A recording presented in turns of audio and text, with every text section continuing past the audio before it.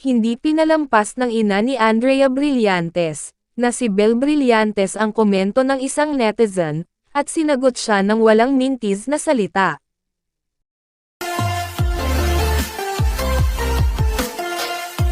Tinanong ng basher ang nakatatandang Brillantes, kung paano niya pinalaki ang kanyang anak. Paano mo kaya pinalaki si Andrea no? Tanong ng basher kay Belle.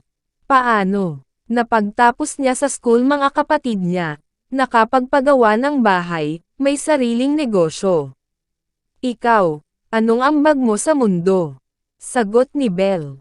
Pagkatapos ay tumugon siya na pinaaral talaga ni Andrea ang kanyang mga kapatid, hanggang sa makatapos sila, at naitayo na rin ang kanyang tahanan. Dagdag pa niya, may sariling negosyo rin si Andrea. Nabaling ang atensyon sa basher, tinanong niya kung ano ang naiambag ng basher sa mundo. Si Andrea Brillantes ay isang Filipina actress, na nagsimula sa kanyang karera bilang child star at sumikat. Lalong napropelled ang kanyang kasikatan, nang gumanap siya bilang Marga, sa hit teleserye na, Kaden ang Ginto.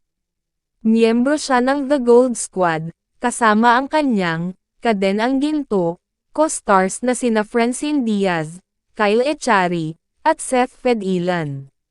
Si Andrea ay dating nasa isang romantikong relasyon, sa basketball player na si Richie Rivero, hanggang sa kanilang breakup noong Hunyo ng 2023.